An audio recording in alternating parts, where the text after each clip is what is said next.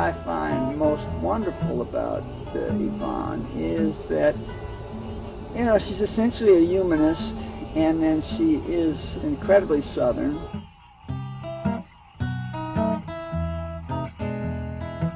Look at her work, and it comes from her past. It comes from the things she has valued, her family, the things her family did, the things that she has been interested in with friends. A lot of friends in her pictures, outside of the landscape pictures. But even the landscape pictures are always the places she connects with personally. I think the crossover, her ability to understand the application of paint to photographs, you know, she's made a pioneering effort.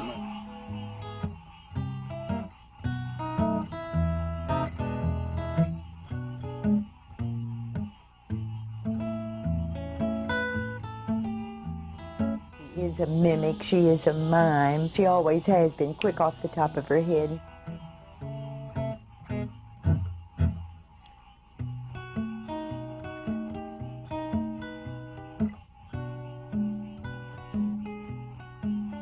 Every student who walked in that door got a big hug, immediately, and her mother was like that. And I think that that was a great gift that Evon got from her mother, and she got it well. There is that sense of humanity and caring about people and knowing how to be with people.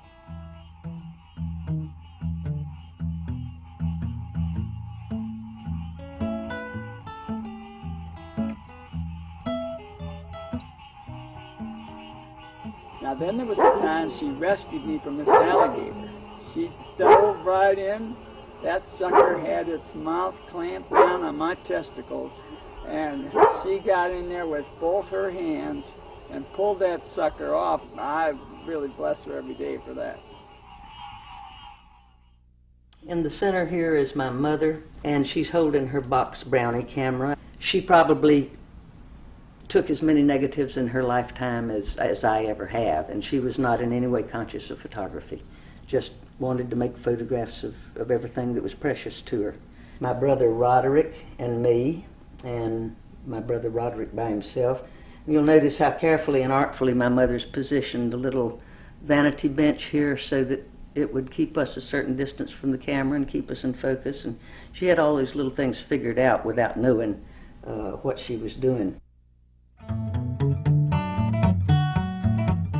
I was born in 1932, which was only 2 years after the big depression started. And my father was a citrus farmer, and he was just beginning. He was planting his own groves and clearing his own property. Our vacations in the summer were in a huge tent that my father made out of tarpaulin, and it smelled like the oil and wax and stuff that he'd put on it. And we generally put up a tent close to a river or stream where my brother and I could swim and where we could fish. And we ate swamp cabbage that my daddy would cut out of the wilderness, and we ate, of course, a lot of fish.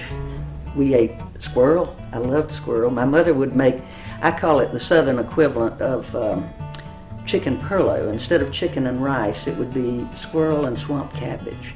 And it is still one of the most delicious recipes in the whole world. In our home, there were always grandmother's paintings, and they were exquisite.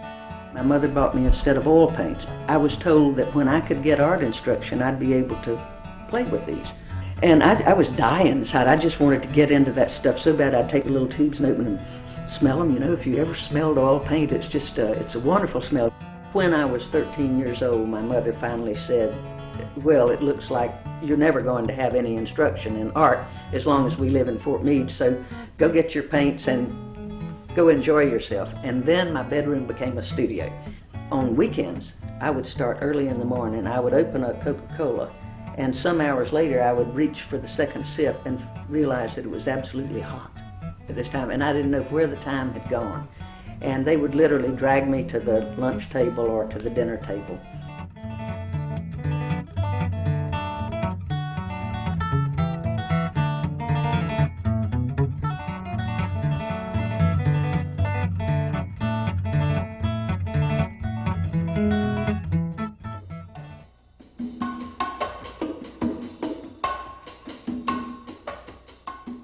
I began in photography commercially, of course, as a portrait photographer. I enjoyed doing portraits, and actually when I was doing the portraits in my studio, I had never been in a professional photography studio. And people would say, well, how did you learn photographic lighting? And I would tell them that I learned it from Rembrandt and Velasquez, Vermeer, and all those wonderful painters. People looked like who they were, but they looked better than they had ever seen themselves. When she did their portrait, everything else was sort of straight, square circles looking into the camera, smiling. Everybody wanted smiles. Evon took the smile off the face and put it in the eyes. Nice. I did them almost in as old-fashioned a way as I could possibly do them, because I felt that portraits actually weren't especially for the person that you were photographing at the time. I always subconsciously felt that that portrait was for the people who come after you. They still talk about Evon in this town and her portraits that she has long gone past, but they've not forgotten to this day. They're handing them down now to different generations. Later, I began to be curious if I could handle portraits and treat them in a similar way that I worked with in the landscape. And so I began to manipulate the photographs.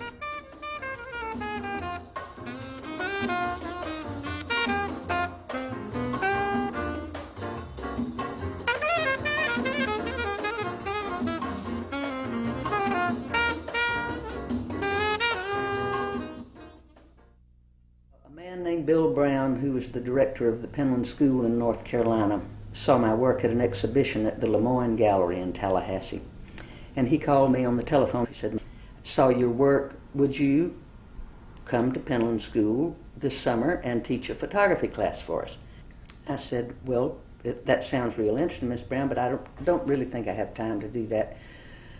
But as an aside, of course, I said, what's your salary for this teaching position? And he laughed and he said, well, actually there is none. There is no salary. And I said, well, that's real interesting. He said, we pay all your transportation. We feed you the best meals in the entire world, but there's just no salary. And I said, well, Miss Brown, I wish you a lot of luck, but I don't think I can do that. He called 3 or 4 times. Finally, it went on so long, and we developed a kind of a humorous friendship over the telephone. And so I went to the Penland School. That was 1964. And that was a pivotal point in my life. I think that changed my life as much as any single event that I can ever remember. The people I met, the other artists, the other craftsmen in various media, and how over the years, without thinking, you see how that work begins to affect your own work. It might be an ironsmith, it might be a glass blower, but those things somehow had a way of kind of creeping into your thinking and expanding the possibilities of what you were doing. I've hardly a road, barely a house. You came to me that day. You brought me love, a warmer heart, joy I became. There's a wisteria tree in front of the old photography building at Penland. And I guess probably every photographer that's ever taught at Penland at some time or another has photographed that tree. I've never been there at a time when there was wisteria on it. So I have painted wisteria and I've done all kinds of things.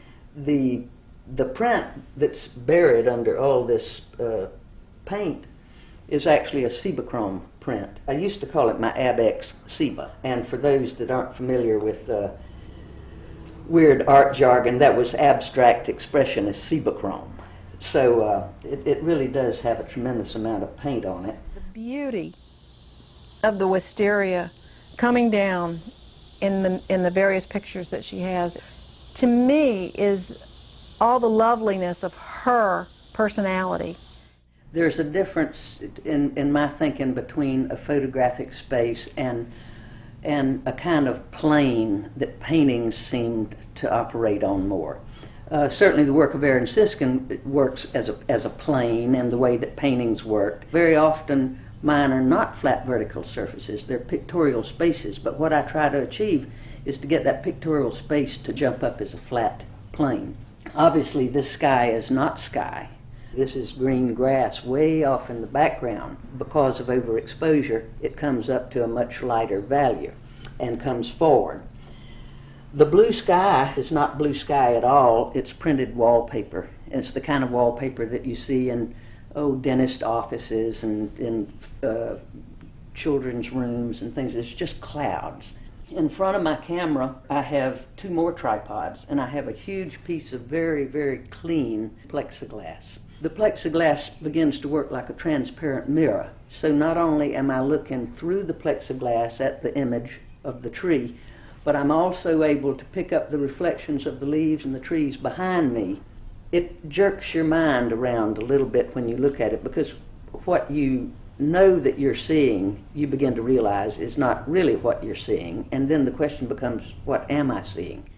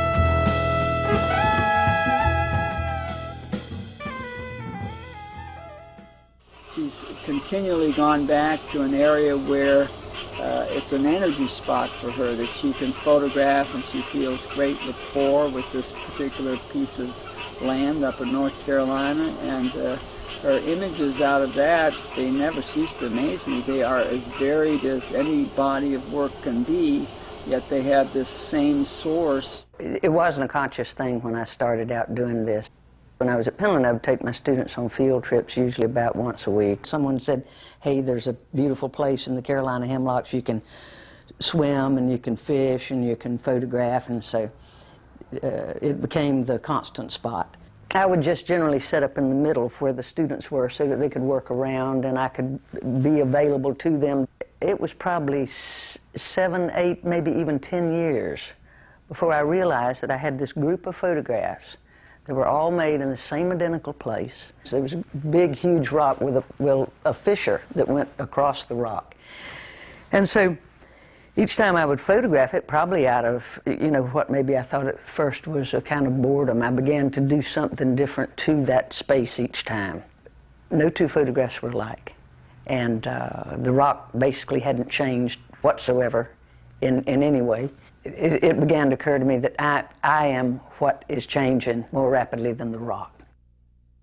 I think it was a challenge to myself, really, to learn to see and to be able to make a picture not only of what I was looking at and seeing, but what I was thinking and feeling, and combining those 2 things together in a surface. I think that the rock series is basically a metaphor for the kinds of places that were precious to me in my childhood, things I think of as constant, everlasting, solid, dependable, unnegotiable, friends, family, love, stability. That's basically what the rock thing is for me, I do believe. I tell people very often in doing these pictures, I'll set up my tripod and my students will say, you've been here 6 hours. And I say, well, I know, but I'd probably be here another hour or 2. And I tell them, I say, in a way, it's like my adult sandbox. You go outside and you get in there and you play, and you become absolutely mindless of anything else that's happening, anything else that's going on. And I'll generally have a concept when I begin, but I don't have a galvanized attitude about exactly how it's going to look. The real pleasure in doing this for me is that whole process of discovery. I don't know what a reflection behind me is going to look like when I sit inside thinking about it tonight. I just know that I'm going to explore that tomorrow. And the things that happen sometimes are so fortuitous that there's no way you could pre-plan it.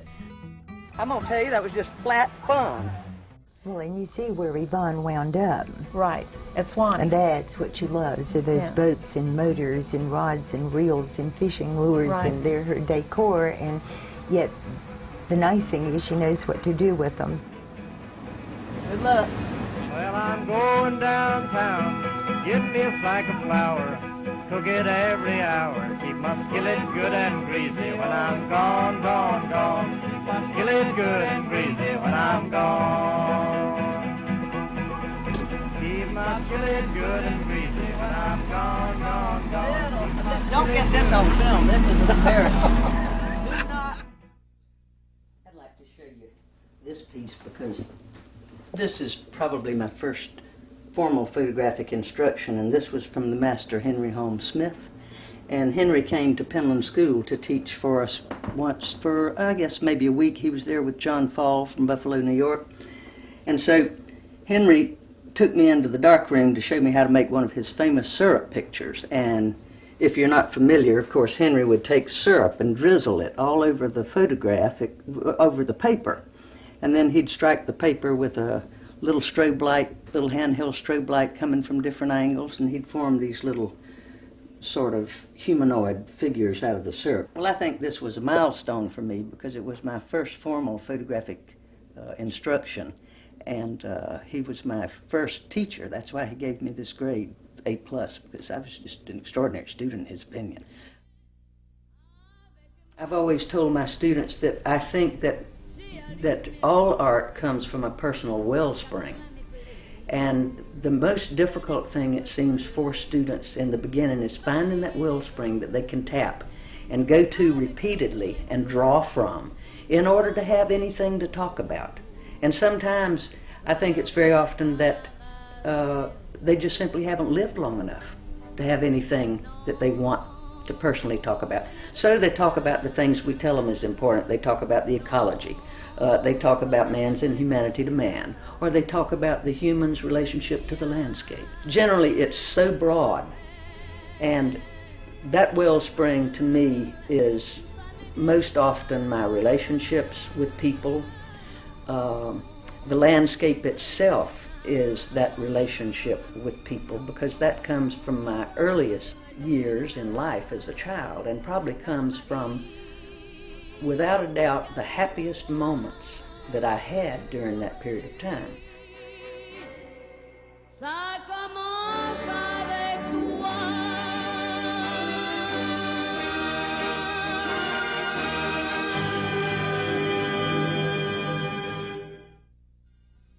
I was leaving Penland early one morning, and as I passed, the old building where my photography studio was is a building called Ridgeway. And by Ridgeway, there's a huge pen made out of hog wire. And this pen is the compost heap from the garden where our resident students grow the vegetables for the dining room at Penland School. And I'm driving along, it's early in the morning, and all of a sudden I see the sunlight just glinting on this wall of garbage. All of a sudden I was reminded of the Videographer paintings, this just beautiful, exquisite still life of things that were decaying, things that give us sustenance, and then are actually decaying and going back to the earth. So this is Penland's compost heap. I feel that every artist basically works off of the compost and the heat from all their predecessors. The whole idea of compost seemed to be very tied into what I think my work is about largely anyway.